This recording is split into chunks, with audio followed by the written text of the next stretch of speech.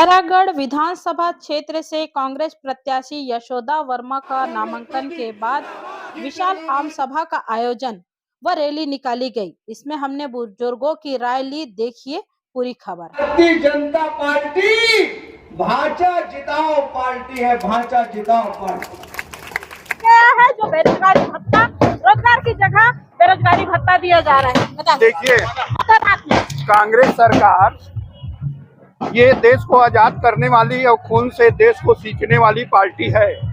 ये जाति, धर्म और वर्ग की बातें नहीं करती, सबको लेके चलती है।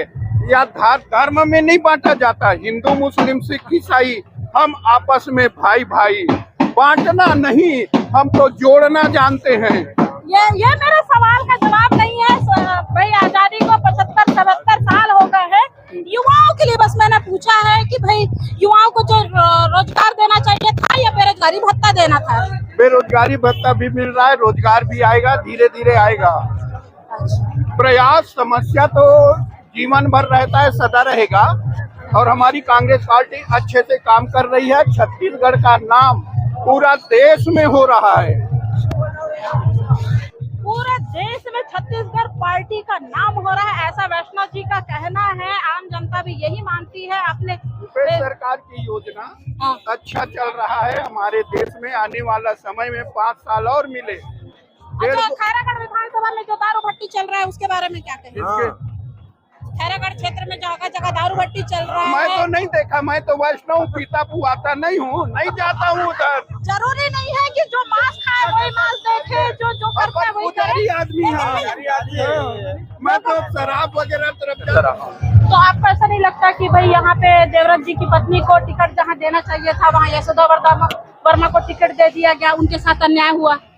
अब इसके बारे में मैं कुछ नहीं कह सकता, क्योंकि ये हाईकमांड के दायरे में आता है, इसलिए मैं कुछ नहीं कह सकता इसके बारे में। कांग्रेस के कार्यकर्ताओं में, इस क्षेत्र की जनता में अपार उत्साह है, क्योंकि पूरे प्रदेश में एक माहौल है किसानों को आगे बढ़ाने वाली सरकार का।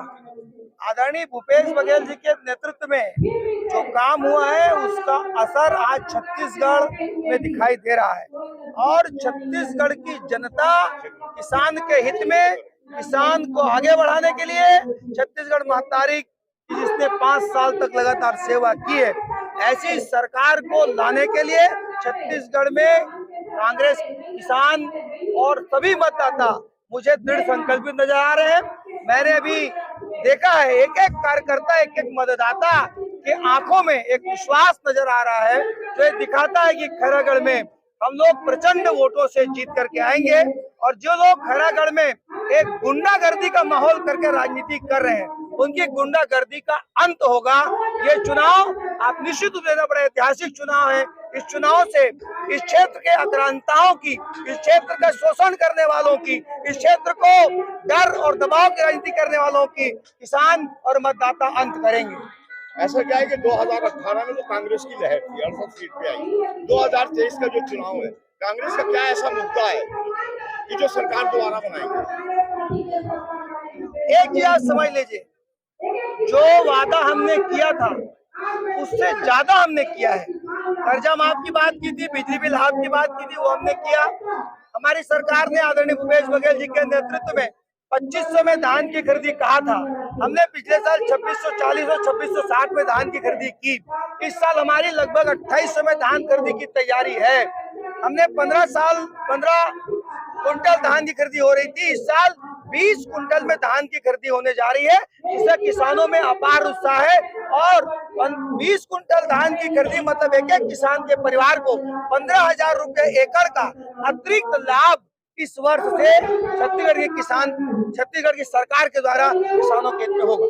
आज से 2 वर्ष पहले इसी जगह पे डॉक्टर रमन सिंह जी आए थे, प्रदेश के जो 3 बार कार्यकाल यहाँ पे उन्होंने चलाया, पूर्व मुख्यमंत्री।